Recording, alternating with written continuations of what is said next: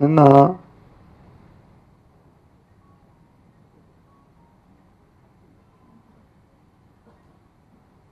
సింహాచలంలో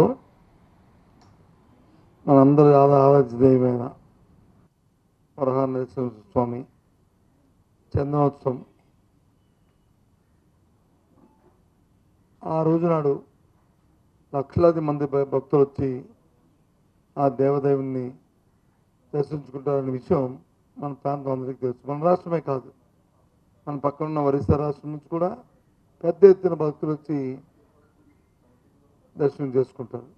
వారి నిజ రూప స్వరూపాన్ని చూసి తరిస్తారు. ఆ నేపథ్యంలో ప్రతి సంవత్సరం కూడా ప్రభుత్వాలు ఇప్పుడు దానికి తగ్గట్లు ఆ దేవాదాయ శాఖ ఏదైతుందో దేవాదాయ ధర్మాదాయ శాఖ ఆ శాఖ ఆధ్వర్యంలోనూ జిల్లా కలెక్టర్ ఆధ్వర్యంలోనూ ప్రభుత్వ ఆధ్వర్యంలోనూ తగిన ఏర్పాట్లని చేయడం అనేది ఆనవాయితీగా వస్తున్న నేపథ్యం. ప్రతి సంవత్సరానికి కూడా భక్తుల తాలూకా ఒత్తిడి రావడం పెరగడం అనేది సహజంగా జరుగుతుంది. ఆ నేపథ్యంలో నిన్న రోజున సంఘటన చూస్తే చాలా బాధాకరం, విచారకరం. నిన్న జరిగిన సంఘటనలో చనిపోయిన 7 దుర్మరణానికి కారణం పూర్తిగా ప్రభుత్వ తాలూకా వైఫల్యం. ప్రభుత్వం తాలూకా నిర్లక్ష్య వైఖరి, ప్రభుత్వంలో ఉన్న పెద్దల తాలూకా ప్రచార ఆర్భాటం, వాళ్ళ బాధ్యతలు పక్కన పెట్టి ప్రచారం కోసం నిర్లక్ష్యంగా ఎంతసేపు కూడా ఆ విఐపి దర్శనాలు, విఐపి పాసులు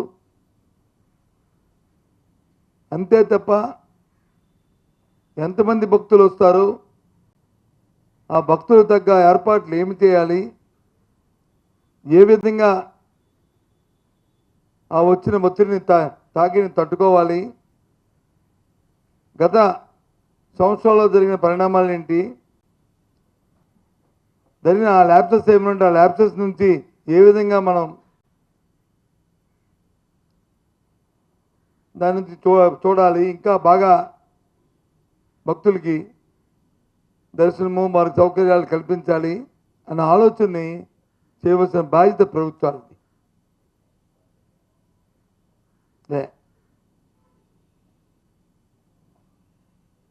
నిన్నటి రోజున ఈ జరిగిన సంఘటన పట్ల తెలిసిన వెంటనే 7 భక్తులు దుర్మరణం చెందడం, ఒకరికి వచ్చి ఇంజూర్డ్ అవ్వడం విషయం తెలిసిన వెంటనే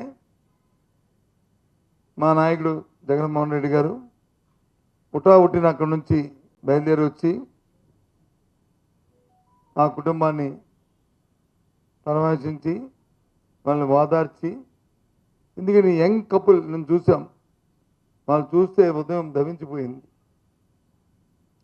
29 సంవత్సరాలు ఉన్న అమ్మాయి, 32 సంవత్సరాలు ఉన్న అబ్బాయి, ఆ కుటుంబానికి ఆధారమైన వాళ్ళు. అదే కుటుంబంలో ఇంకో 2 వాళ్ళని కుటుంబాన్ని ఓదార్చి వెళ్ళిన నేపథ్యం. ఎందుకు చెప్తున్నానంటే మీకు చూసాను నిన్నగాక ఒక వారం 10 రోజుల కింద, బహుశా 10 రోజులు అవుతుంది అనుకుంటా. ఆ రోజు పత్రికలో చూశాను 5 మంత్రులు వస్తున్నారు, వాళ్ళు వచ్చి సింహాచలం జరగబోయే చందనోత్సవం మీద వచ్చి ఒక సమావేశం ఏర్పాటు చేస్తున్నారు. ఆ రోజు జిల్లా పరిషత్ మీటింగ్ కూడా జరుగుతుంది, జనరల్ బాడీ మీటింగ్ కూడా జరుగుతుంది. ఆ రోజు విశాఖపట్నం జిల్లా జనరల్ బాడీ మీటింగ్ కూడా. దీని మీద తగు సూచనలు సలహాలు ఇచ్చి తగు నిర్ణయాలు తీసుకుంటారని పత్రికలో వచ్చాయి. ఆ మన్నాడు మళ్ళీ చూశాను, రాత్రి టీవీలోనూ పత్రికలో చూశాను. ఆ సమావేశంలో ఆ మంత్రులు ఇచ్చిన స్టేట్మెంట్లు ఏంటంటే,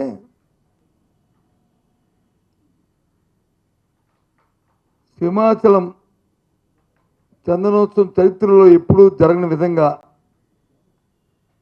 ఈ ప్రభుత్వం 5 మంత్రుల్ని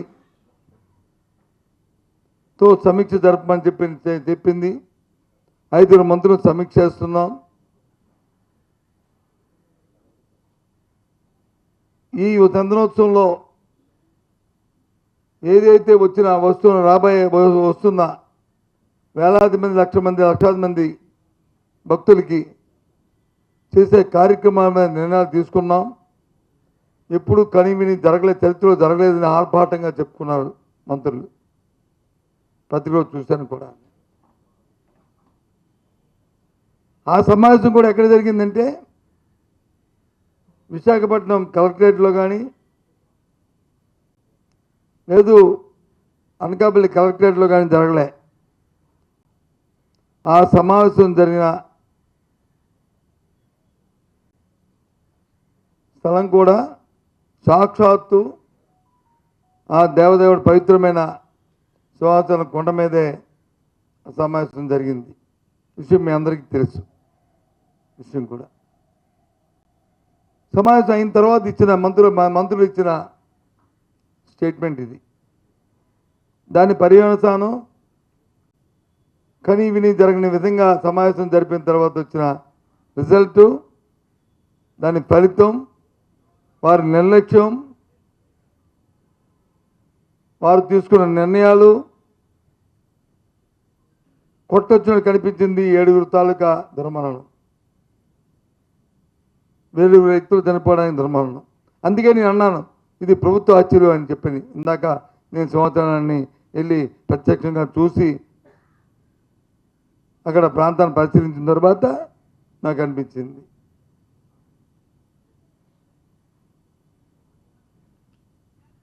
నాకు తెలిసి ఎప్పుడు కూడా ఈ ప్రాంతంలో పుట్టాను, పెరిగాను.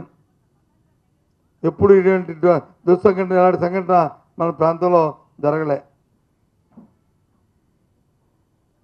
ఏదో ఒత్తిడి తాగాయి, కాకపోతే క్యూ లైన్లో కొద్దిగా తొప్పులాటలు జరిగినాయి తప్ప ఇంతమంది చనిపోవడం అనేది, ఆ చనిపోవడానికి కారణం ప్రభుత్వం తాలూకా అలసత్వం, నిర్లక్ష్యం,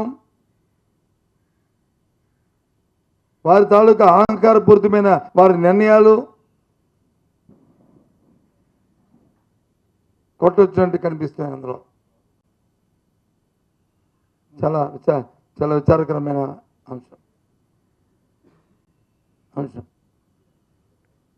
పూర్తిగా కూడా బాధ్యత వహించాలి ఆ మంత్రులందరూ కూడా. ముఖ్యమంత్రి గారు అంటారు జరిగిన వెంటనే ట్విట్టర్లో పెద్ద భారీ ఎత్తున వచ్చి వర్షం కురిసింది, అందుకే గోడ కూలిపోయింది, అతని పేరు అని చెప్పి ఎంతో లైట్గా ఆయన మాట్లాడుతున్నారు. ఇక్కడ నా ముందున్న విలేకరుల సోదరులందరూ కూడా, మీ పత్రికా సోదరులు అందరూ కూడా ఈ ప్రాంతం వాళ్ళే. చెప్పండి, మన రాత్రి భారీ వర్షం పడిందా? వాస్తవం చెప్పండి, తీయమండి లెక్కలు. వాతావరణ శాఖ లెక్కలు ఉంటాయి, కలెక్టరేట్లో లెక్కలు ఉంటాయి. ఎన్ని మిల్లీమీటర్లు, ఎన్ని సెంటీమీటర్లు వర్షం పడిందో చెప్పనండి. పెద్ద గాళ్ళు వచ్చాయి.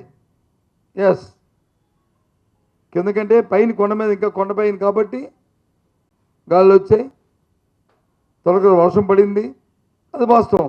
అందులో ఏ విధమైన సందేహం లేదు. కానీ భయంకరమైన వర్షం పడినట్టుగా ముఖ్యమంత్రి మాట్లాడతారు, ఉప ముఖ్యమంత్రి గారు దాన్ని ఎండార్స్ చేస్తారు. ఏంటిది? మీకు కొద్దిగానే సరే బాధ అనిపించలేదా? ప్రభుత్వానికి ఏంటి కారణం, ఇది జరిగింది అని చెప్పి ఈ తలవంపని చెప్పి తలదించుకోవాల్సి సిగ్గుపడాల్సిన అవసరం కాదా ఇది? మీకు మొన్న వచ్చి తిరుపతిలో వచ్చి వైకుంఠ ఏకాదశికి సంబంధించిన టోకెన్ల దాంట్లో అక్కడ ఒక 8 మంది చనిపోతే, నిన్న ఇక్కడ వచ్చి ఒక 7 చనిపోతే సేమ్ కుట్టినట్టుగా లేదే మీకు. ఒక అధికారుల కమిటీని అంటే 3 కమిటీలు ఎంత వేస్తారంట. ఎందుకు జ్యుడిషియల్ ఎంక్వైరీ వేయలేదు? ఎందుకు వెళ్ళలేదు జ్యుడిషియల్ ఎంక్వైరీ దీని మీద? జ్యుడిషియల్ ఎంక్వైరీ వేస్తే వాస్తవాలు ఇంకా బయట వాస్తవాలు వచ్చాయి. వచ్చిన హై లెవెల్ పవర్ కమిటీ ఏం చేసిందో, మీరు ఏ ఇన్స్టెన్స్ ఇచ్చేవారో, మీరు ఇచ్చిన ఇన్స్టెన్స్ ఏ విధంగా ఉన్నాయో విషయాలన్నీ బయటకు వచ్చేవి.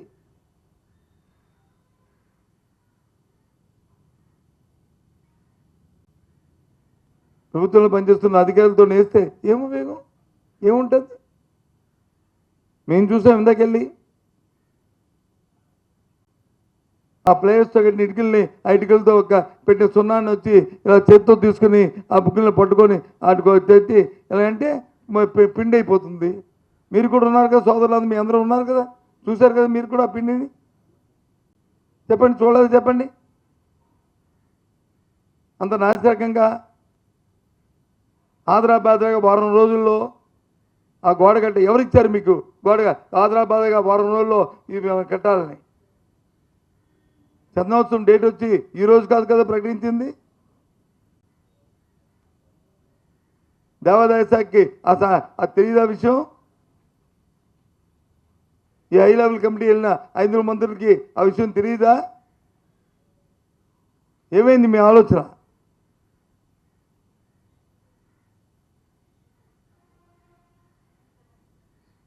ఎంత నిర్లక్ష్యము, తిరిగి పైపెచ్చు. ఈ గోడ వచ్చి ఎవరి కాలంలో కట్టారు? త్రేతాయుగంలో కట్టారా? కలియుగంలో కట్టారా? లేకపోతే గుప్తుల కాలంలో కట్టారా? లేకపోతే వైసీపీ హయాంలో కట్టారా? లేదా అంతకుముందు తెలుగుదేశం హయాంలో కట్టారా? ఇవి ప్రశ్నలు. ఏం నమ్మిపోతారు? ఏమైనా బాధ్యత అయినా ప్రశ్నలేనవి?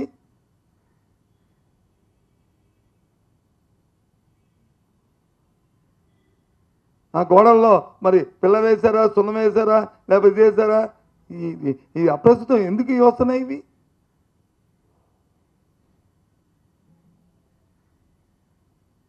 ఆ సమావేశం అయిన తర్వాత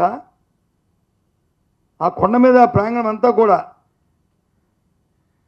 ఆ క్యూ లైన్ ఎక్కడ పెట్టారు, బస్సు వస్తుంది వాళ్ళు ఎక్కడ దిగారు, ఎక్కడ నీటి సౌకర్యాలు ఇచ్చారు, ఎక్కడ వారికి టాయిలెట్ ఇచ్చారు, ఎక్కడ ఆహారాన్ని సప్లై చేస్తున్నారు,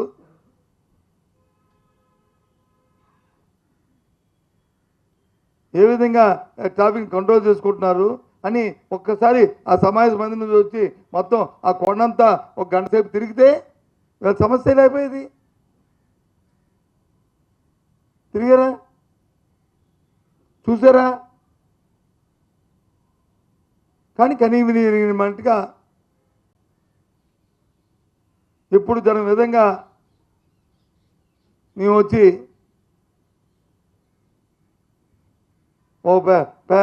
ఇదే హై లెవెల్ సమావేశాన్ని పెట్టి ఏంటి నిర్ణయాలు? 7 చావుకు కారణమైన నిర్ణయాలా ఇవా? ఏం ముఖ్యమంత్రి గారు మీకు చేమ కుట్టినట్టుకోలేదా?